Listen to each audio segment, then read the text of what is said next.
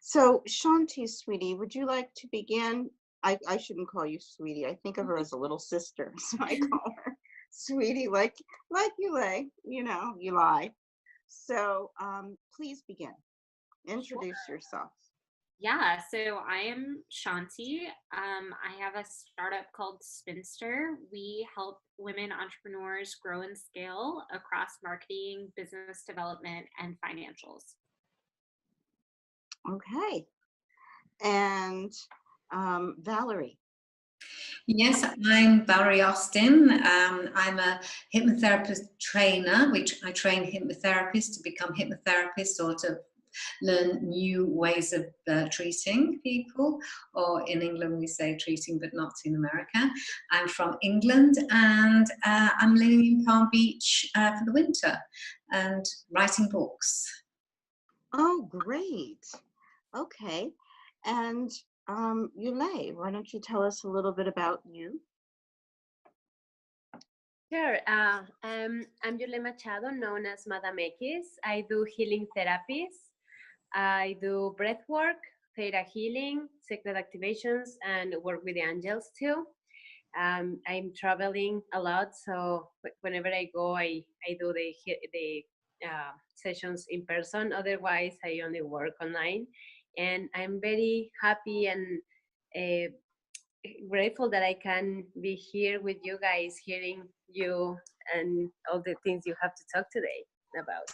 Oh, good. Yeah, we're happy to have you. So, why don't we start with the first question? Valerie, I'm going to start with you, if I can hold my sneeze. What do you see, being someone who is both a journalist and a healer?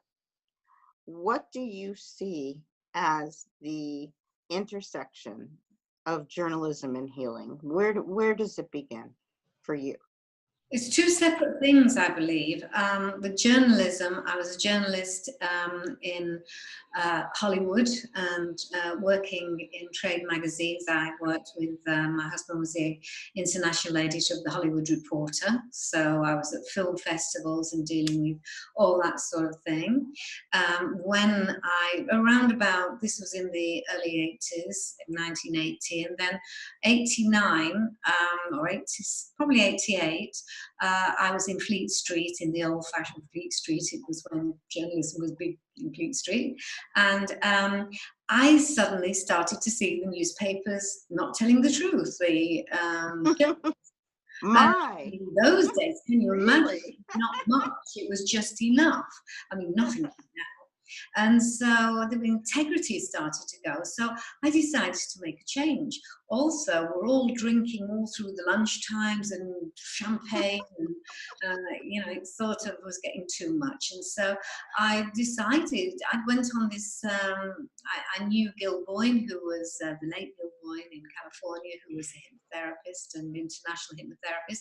Went on his course, liked it, and had no intention of becoming a therapist. I was just good at it, and so that was the start of it. And with being a journalist, I decided to stop smoking, and it's stop smoking in 1 hour, only because it would show that hypnosis worked. So there was a journalist part of me. It never left, but it was separate. Being a journalist didn't mean to say that it was easy to get articles in the newspaper. Right. Just as difficult as anybody else. Yeah, I understand. So, Shanti, I know that you are, I don't know if you consider yourself a journalist or a media person, because there's a difference. They kind of come together today in a way that Valerie and I were talking about this a bit earlier today, in a way that in Valerie's time, her main time, it wasn't a combination, it wasn't combined like it is now. Now, media is basically considered to be journalist. You're a journalist if you're in media, and but they were separated. So, how do you see journalism and media? Ooh, good question. And also, is that lack of separation good? I think that when you look at kind of the combination of being an influencer with being a journalist, with being a media personality, there are a lot of different masters that you have to serve when you're kind of at the intersection of everything. Mhm. And I think for a lot of people within journalism and a lot of people within that influencer sphere, in order to keep themselves going, they have to cater to that. So they do have to cater to kind of the demands of social media, who's paying their bills, who's promoting them or offering to promote them. And there's a lot that goes involved with that, even in terms of journalism at kind of a very high level. So I think you'll see a lot of people who are very influential within kind of more of the newsy reporting circuit, who, you know, are in that hybrid role. I think, you know, there's no roadmap for it. I think a lot of people who are probably within that sphere and kind of more on the social justice side are viewing it in terms of, you know, who do I align with, so I can eat, but I also tell the truth, which Right. is a really important part of all of this. That voice for truth telling and that space for truth telling. Yeah, it's a good question. I think it's still unraveling itself. I think so too. Before you lay, we come to you, Valerie. I'm just going to shoot back to you really quickly here.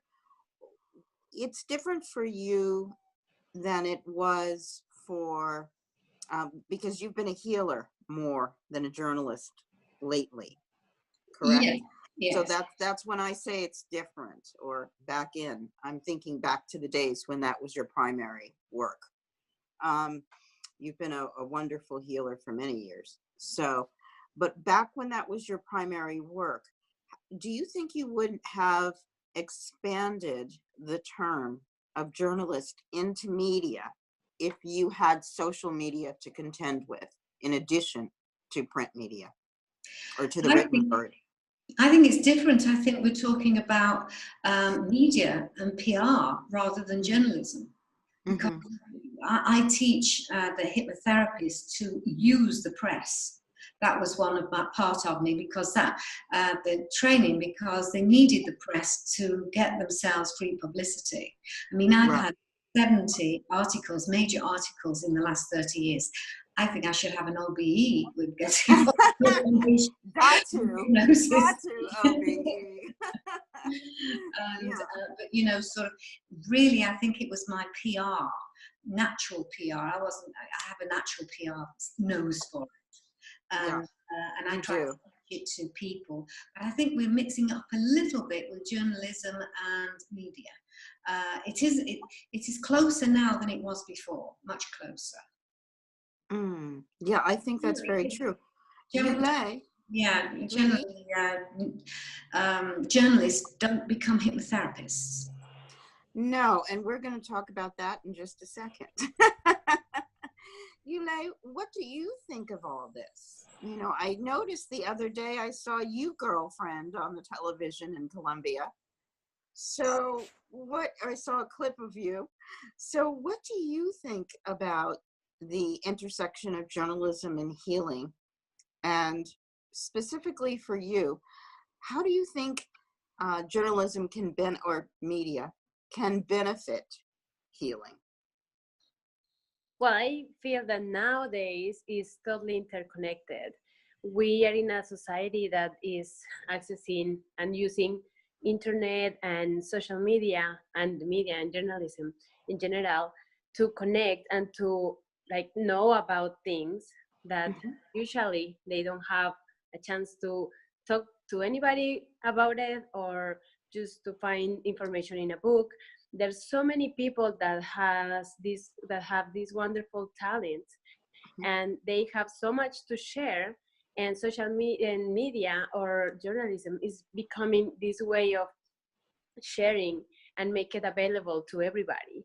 So I think that there's so much that we can do, especially because a lot of people, that a lot of healers can work online. So this is just a tool that you don't have to be in the same place at the same time. You just have to be available. You just have to want to receive healing or to work on yourself, and there is going to be somebody in any time, at any moment, that can help you and that can do healing work. Yes. And Valerie, you were talking a bit about the intersection of healing and distance learning, and not in the way that it once was considered distance learning or independent study, let's say, but now it's about healing using the video model, but interactively. How do you find that in your work? Well, it took me a while to find out how I could create teaching hypnosis over the internet, because it wasn't touchy-feely. You have to sort of touch somebody and pick up their arm and touch them on their head and feel warm. But since I've managed to find, I have about 30 years of films of me. Every time I did a course, which is about 3 times a year, it would be filmed. So now they're being transferred into onto the internet, for private onto the internet for people that I'm training. And so I'm able to, every time they can't do something very well, I can just pick some of these demonstrations, show them, and also then ask them to bring somebody in their office, and I can watch them, they can watch me. So now it's a lot easier than just having a straightforward course. Right. Yeah, it would be an interesting way.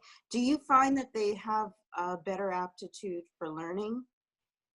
Because I know, we had talked generationally about how it's different now than it was at one time.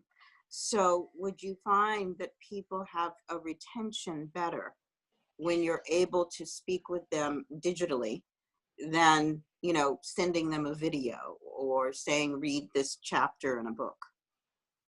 Yes, I think you're absolutely right on that, because what I found about 8 years ago, and for the 4 years it got worse, is people just did not have focus. And I've spoken to teachers, same thing, they do not have focus because there's so many things going on, and they find it more to use the internet to find out how to do something, or where to get how to do something, but not necessarily learn it. So it was difficult to get people to actually take the time to learn. But with the internet, when they're actually watching something and they then have to come back and write a synopsis of it, then they can take their own time. And I think that makes a big difference, because they've got so much on their minds today, so many things to do, so many emails, so many Facebooks, social media, whatever it is, whichever you're using, Twitter, it's overload. But it can be done, which I'm so pleased. I didn't think it could a couple of years ago, until about a year and a half ago. Yeah, no, it's fabulous. I love it. Like from the waist down, I'm in jeans and booties. But from the waist up, I think it's fabulous. So, Yulei, what is something that is different about the way that you do theta healing? Because am I correct in theta healing being your prominent model?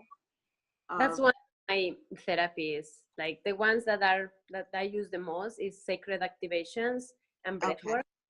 Okay. So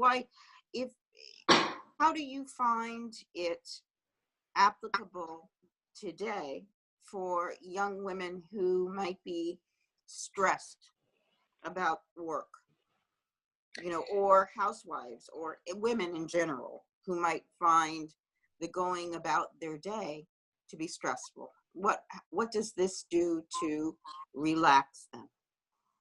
Yeah, I find that mostly women are very giving. They are always being worried about somebody that can be their children or their partner, sometimes their family, somebody in their work. But when it's time to take care of themselves, then that is difficult. And there are so many things and so much pressure from society about how we should be, what we should do as a woman, as a mother, as a daughter, as a wife, or as a boss. So in all these things we are trying to fit, or there's these rules from society that don't let us like be and express freely in many ways. After having so much pressure from doing everything, trying to be as perfect as we can, of course there's so much stress that we have to live with, and sometimes we're overwhelmed with so many things that we have to do, and there are so many results we have to give. There's a big need of dedicating some time to growth, to express all the things that are being repressed, and not having the time or the way to set ourselves free. Bless you. So there's so much that we have to work on, and also our self expansion and our self growth, that we are always waiting for the right time or to having a better moment to work on it, and it ended up not happening. And only when we see that we are in the limit, then we are able to trying to find help for it. So I think when we use the healing, like theta healing, sacred activations, breath work, and many other modalities and ways to help in the growth and healing ourselves, those things can be beautiful tools that help us and allow us to reach a better and more balanced way of living.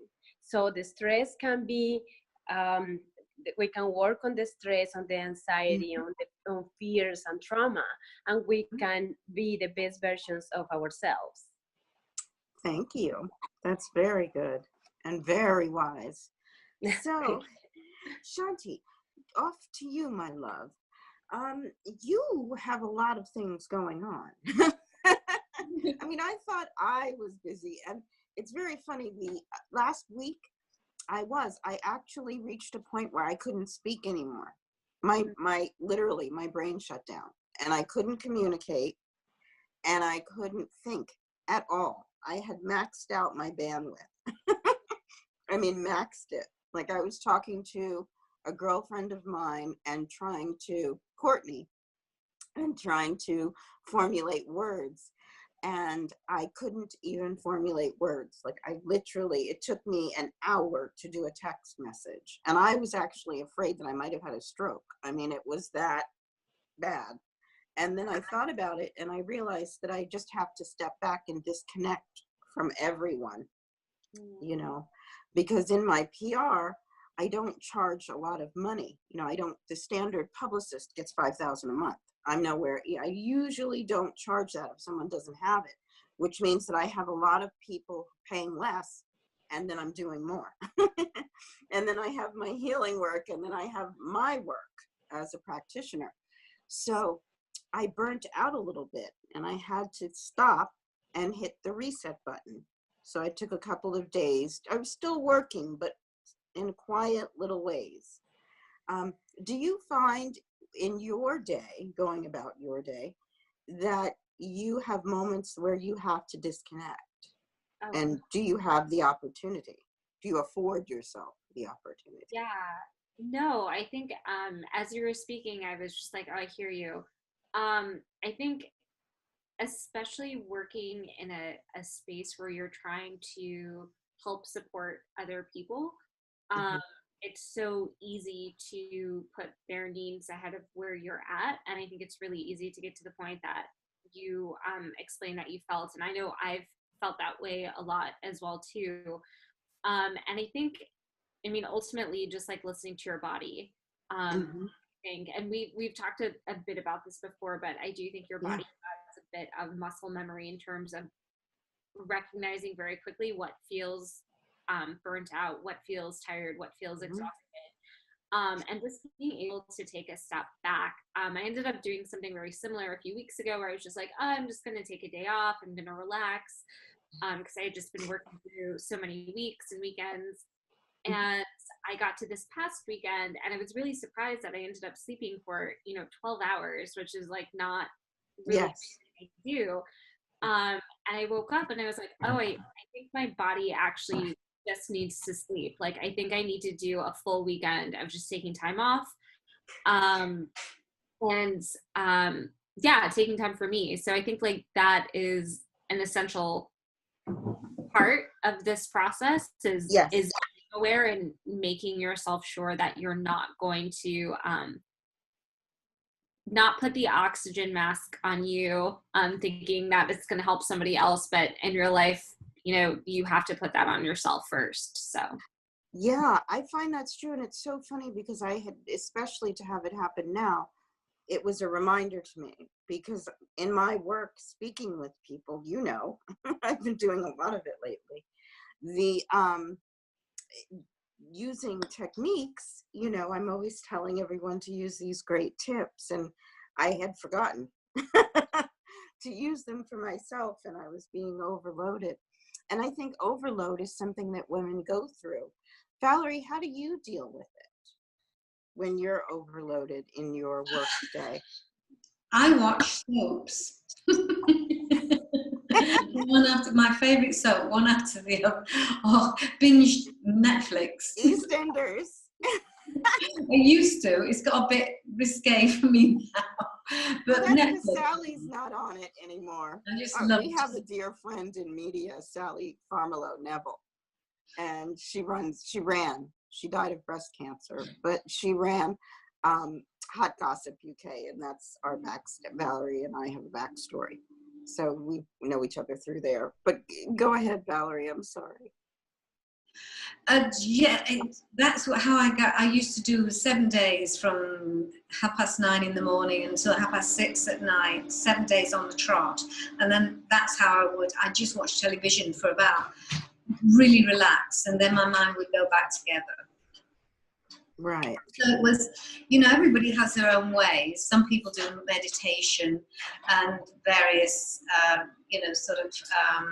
hypnosis and various like this. But I found just watching TV and just watching something simple, something that you don't have to think about, and it worked for me. Right. Well, it's funny. One thing I started to do because I remembered was breathing through the left. I did this video recently that had 14,000 views in like 3 hours on Instagram. And it was just breathing techniques using your nostril. And that's what I started to do. And once I started to breathe correctly, then it was a lot easier. So, and I had just had a lecture. Shathi introduced me to these wonderful people at her agenda.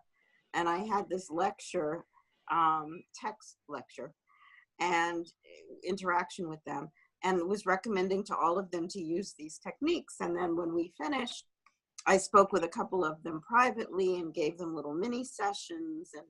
And I'm doing all this work. Meanwhile, I'm stressing out because I've got this do, that do, that person's stuff. And so it's so funny how we can so easily be caught up in stuff. Dr. Laurie said she's sorry. She just texted me. So, I think what's important to remember to do is stop. Yes, And that's very important. Just stop. Whether you do it for a minute or 30 seconds or 10 seconds or 2 days, just stop and take a moment. It's okay to feel panic because it's just a signal to you that you're doing too much.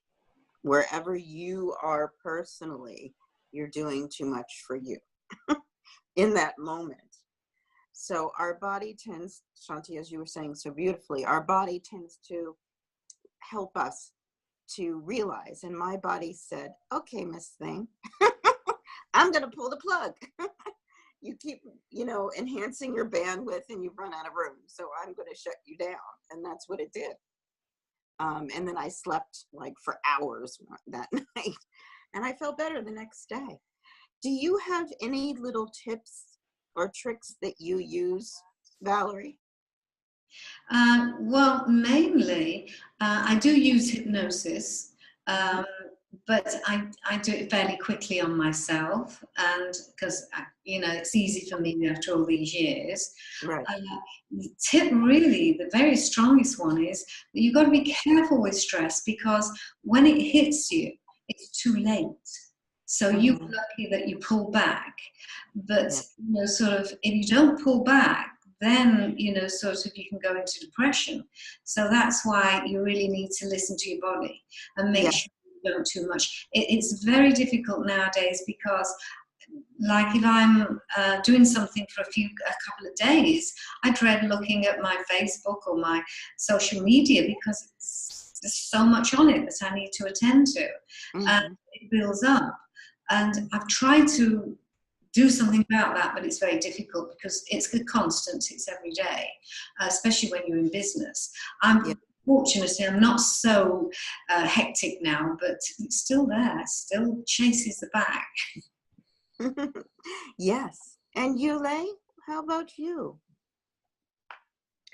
Of course, I do therapies, psychedelic activations. It only takes me 5 to 10 minutes. And when I do it to other, like I have friends that they have a lot of trouble going to sleep and being able to have to sleep and just wake up in the morning. They wake up a lot of times during the night, and they have these bad dreams, or they just feel uncomfortable, or they have a very bad insomnia.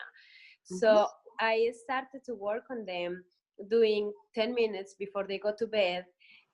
I run the energy, and I have to end up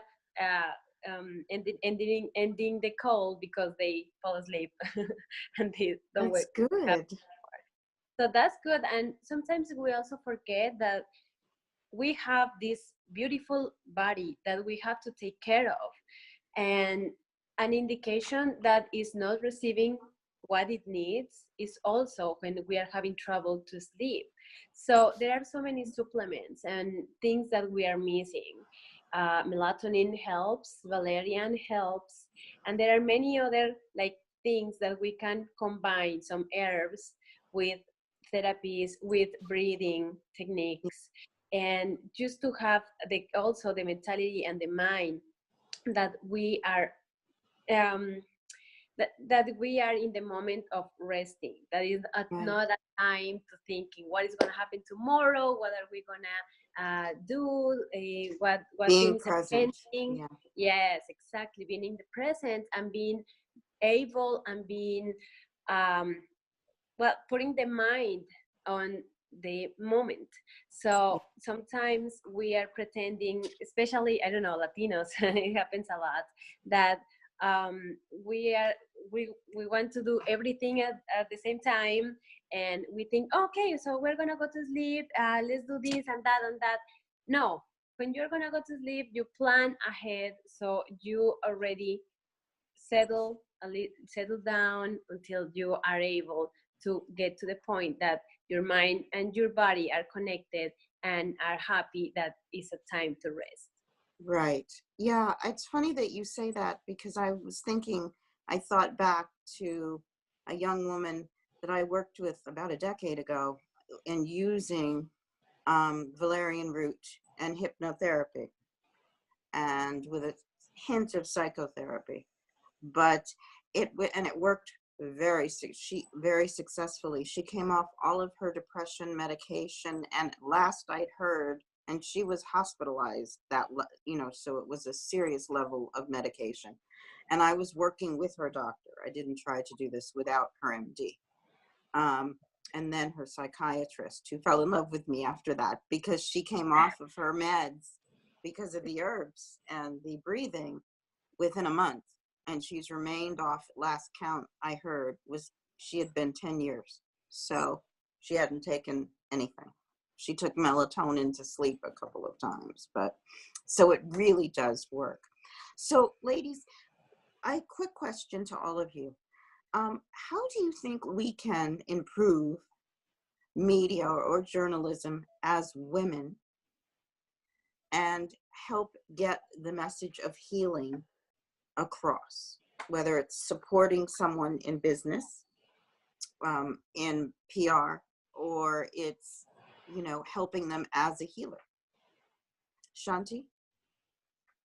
Well, I would say social media is a bit of a double-edged sword. I think as Valerie pointed out earlier, it's really easy to get caught up in it. And when your job is on social, you have to set those boundaries in place. But one of the advantages with social and digital is that, you don't have to be at the New York Times anymore to have a voice. You don't Yes. have to work at a traditional publication in order to have a say in important issues that matter. And so I think even just from a peer, circle perspective, even if your goal isn't to be, at the head of a media company, you can use your voice within social media, within your peer communities to kind of advocate for mental health and wellness, to kind of advocate to the people around you, like, hey, like you seem a little exhausted, and that's okay, because wow, look what happened in the news today, but make sure you take care of yourself, and Yeah. also just being open about that too. We, again, the double-edged sword with social, everybody wants to kind of put on a front that they're having an amazing time all the time. But I think it's important for us to be honest. Like, we don't really want to replicate these other systems that weren't serving us previously in history, right? Like, advertising did not serve us. It put an image in front of us that was not real for us to aspire to, but it was crippling in a lot of ways for a lot of people. Same thing with social. Like, let's not put these aspirational things up there. Let's put what's real up there. Let's have real conversations, and let's kind of enforce those values into our journalism, into our media, into our influencer sphere. Okay.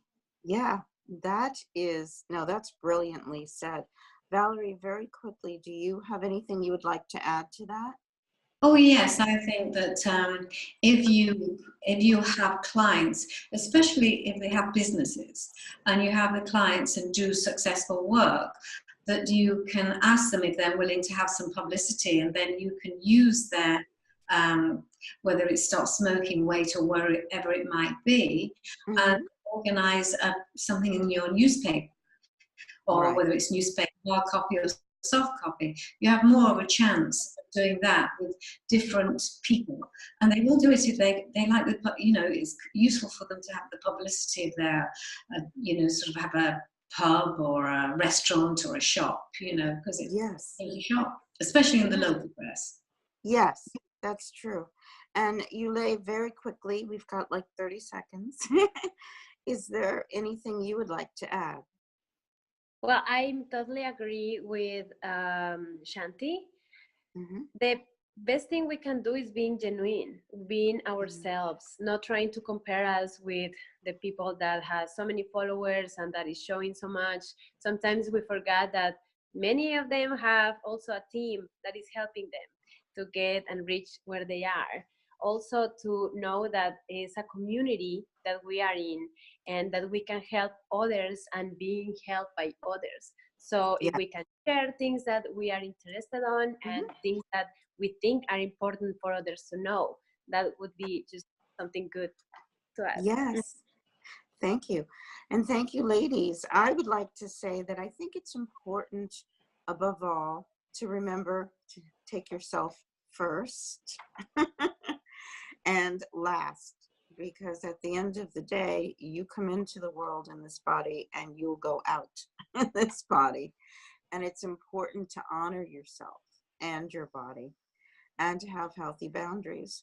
So in close, I would just like to ask everyone to put their finger to their right nostril and inhale and exhale.